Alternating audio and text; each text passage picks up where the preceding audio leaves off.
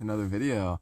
For this one, I did bring in the face cam. Yes, I am in my car because for lighting, and I'm also at a park just to keep the lighting a little bit better. I couldn't find lighting anywhere else, but I really wanted to bring out this video before the Clan War Leagues. I also wanted to make sure to go over how to use E-Dragons for Town Hall 11. I had one of our top Town Hall 11 share some attacks for us using the E-Dragons. So I'm just going to showcase those, and I'm just going to jump right into it. I'm also bringing a lot of CWL footage going to be shared probably across all of the ways that we are connected through Twitch, Discord, and of course the clan.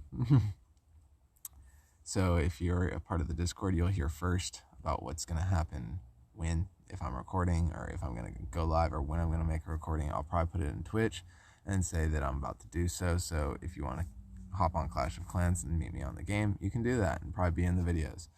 But I'm just going to review both of these because these are really good ways for it as a Town Hall 11 to use E-Dragons. Now at Town Hall 11, they're more of a support troop. So he's going with air attack to show us. Now he does bring 8 lightning spells, the rage, the 1 earthquake, and the 2 freeze. He brings the max log launcher. I believe there's a max P.E.K.K.A. and 2 max dragons in there to assist with taking out what you'll see in just a second.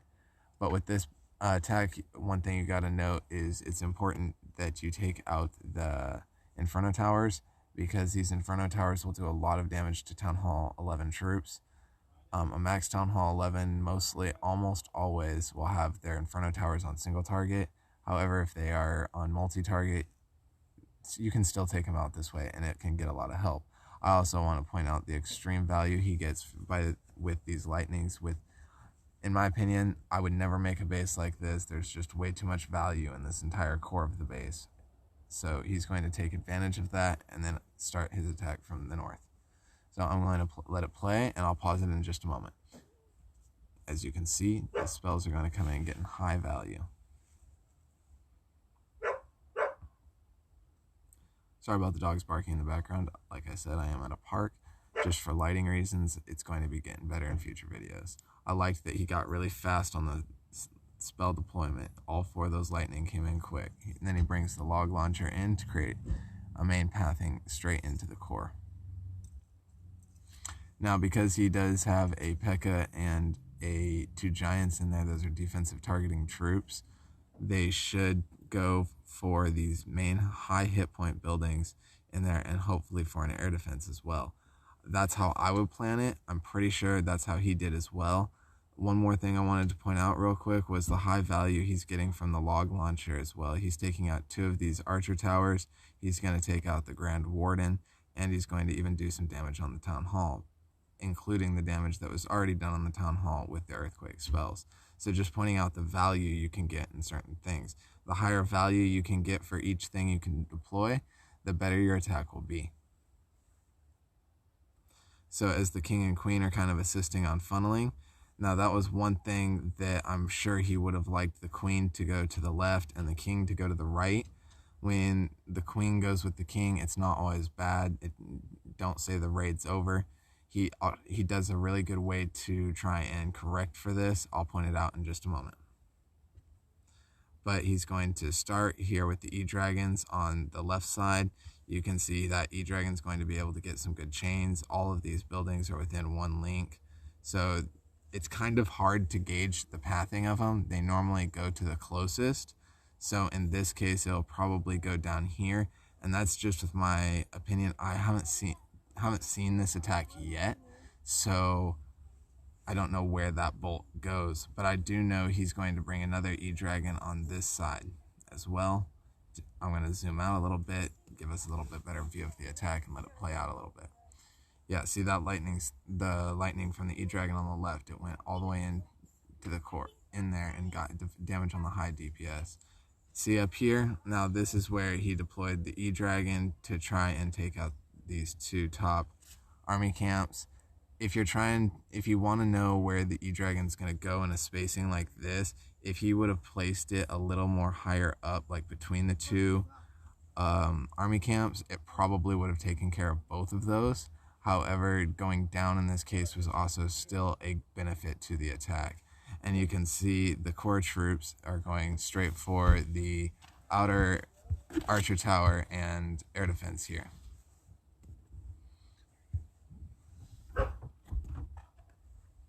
And on this side, when he's dealing with the clan castle troops, I didn't really show the pull of them because there was no real pull for the clan castle troops.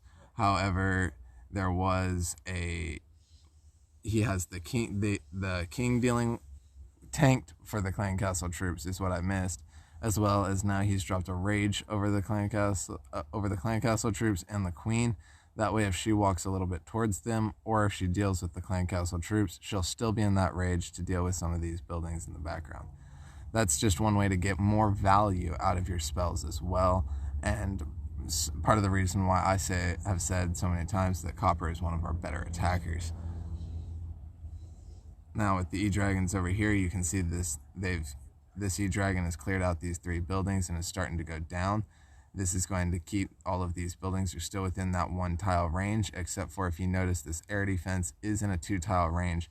There's a 1 tile gap and a wall, so the electricity from the E-Dragons won't go there unless it's specifically targeting that air defense. So now playing it out a little bit more, you can see how these E-Dragons on the left are just so good. That's only 2 E-Dragons that were able to clear that entire side of the base. And then you have the P.E.K.K.A.s coming in the center, taking out the air defense. That was critical because, like an air defense and an air attack, you want those to go down. Now I'm going to pause it right here because this is when he brings in the remaining portion of his air attack, which is going to be his dragons, his balloons, and his warden. And he's laid his dragons out on a pattern across 2 or 3 buildings. I believe it was actually across 3. And then he set the E-Dragon down at the corner to do some damage, the splash damage of the E-Dragon in the entire area, as well as this E-Dragon is coming in to support that, to go into the core and go towards this entire side and take out that rest of the base. You can see the queen is still about to go down up at the top. That's not really an issue at this point in the attack because this is an air attack and the E-Dragons are more used for a funneling support type troop. The balloons and dragons, in my opinion, are the main portion of this raid, and you can see how he just popped the ability right as it's about to go into a air defense. That was crucial because that's going to keep a lot of those balloons up, and normally around air defenses, a lot of bases will have the red air mines or the air-seeking mines, and that can do a lot of damage to a group of balloons if they're going towards an air defense. So that was a really key, good time to activate the ability on the Grand Warden. That freeze spell also got a lot of value, freezing the Tesla and the air defense. However, they don't... sorry. A freeze trap doesn't stop traps. It would be a little too overpowered if it did, in my opinion. But as you can see, this attack came out really nicely as the troops just go around to clean up the base. Now, the balloons do die off. However, they get out that last... You can see how these E-Dragons, they can just do so much damage to a base. I also want to say, guys, getting your heroes up to higher levels is going to be important. As you can notice, his heroes, his king and queen, are maxed for Town Hall 11, and his warden is almost there. But you can see that top little army camp was the last building to be cleaned up in this attack. That's why I said if you would have just put that last E-Dragon just barely higher or in between the 2 army camps, it would have cleaned it out perfectly, and it still would have been a 3-star both ways. However, that just made it where it took maybe 2 seconds longer. Still a really good attack, and I'm actually going to showcase another one of his attacks from, I believe it was just him farming, I believe, but he said he was using E-Dragons to try and get examples. So we did get another example here with an E-Dragon attack. Now this one also has Clan Castle troops. I believe it also has, I have seen this one because I watched this one right as he shared it, and that's when I kind of made the decision that I was going to put these in videos. You're going to see again in this one the extremely high value for the earthquake spells and the lightning spells, taking out the inferno damage, inferno towers, and doing a lot of damage to the surrounding area. But in this one, he does decide to come in with the E-Dragons early.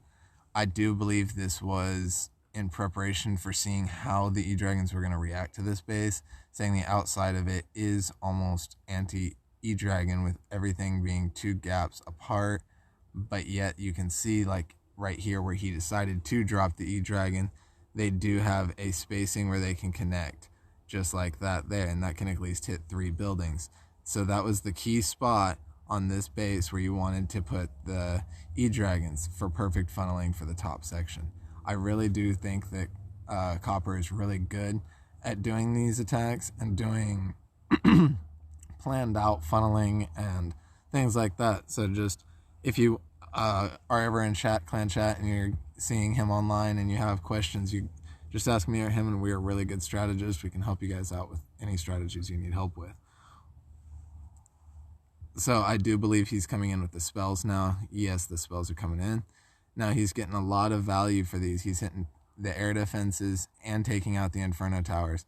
That is just huge. You really, anytime you can take out Inferno Towers, air defenses, or a queen together, that's ideal. Now I am going to point out, just pointing out how much damage these E-Dragons have done.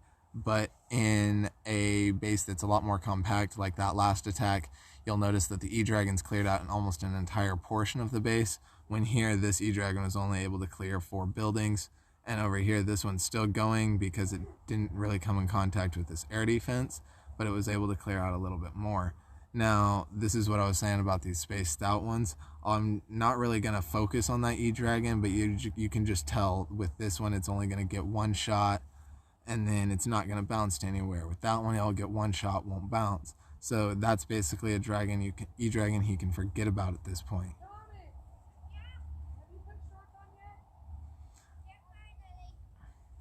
So I believe he was watching the E-Dragon and then realized that he was just going to forget about it because it was going to take a minute, and he tries to get his attacks done quickly so he doesn't have to worry about time so much. Time fails are a big thing that a lot of us are getting on. Now, this was an ideal position for a log launcher due to the fact of all the value you can get and get both of these air sweepers. You just got to be able to make sure it can get back through there. However, I do believe, yeah, he has a max log launcher. It's not going to have too much trouble with Town Hall 11 defenses. So he's brought 2 dragons in to help with that funneling, and now the king and queen. The Eagle Artillery is now active, so he's bringing the rest of his dragons and E-Dragons and balloons now behind it, and the Warden is going to come with the balloons. Any second now. There he is. The log launcher is popped, and you can see, and this time he did bring again the Max P.E.K.K.A. and 2 giants. Guys, that is a great clan castle if you're trying to deal with the core, get your siege machine into the core of the base and you want it to get some high damage done. The giants will pop out first and they'll tank the most damage, while the P.E.K.K.A. can do a lot of damage while tanking a lot herself. Now, this is also when the clan castle troops are coming in towards his king. He does have a lot of his dragons coming up behind, so in this point he's going to pop a rage down to get his dragons to just do the quick work on that CC with the queen. Barely even noticed that it was there. The Warden ability goes down to try and keep all of his clan castle troops, while he had the most value for that ability. As you can see, those balloons split nicely and helped with taking out the core defenses on the sides. And again, guys, this is why if you need max troops or you're doing a war attack, request max. Just press that little box. Don't worry about it. His max troops are still, those giants are still going. That P.E.K.K.A. just died. Now, he even has 2 free spells left over. That's how powerful this attack can be, even for Town Hall 11s when you have high-level heroes. He would just pop the queen's ability just to get those archers and some faster cleanup down on the right side. On this left side, his dragons and balloons are going to make easy work of this base, and he was able to save 2 free spells. Or as we like to say in the community, he swagged 2 free spells. Alright guys, now that was pretty much all I had for the replays. Now I just wanted to point out that those were some pretty good attacks in my opinion.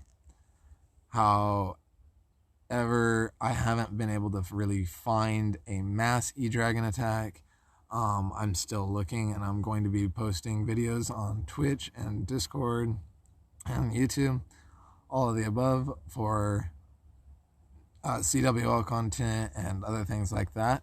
So just remember to join our Discord. Link will be in description, as well as the Twitch. And if you want to join the clan, just join Twitch, and we'll make sure to get you away into the clan. All right, guys, clash on and have a good one.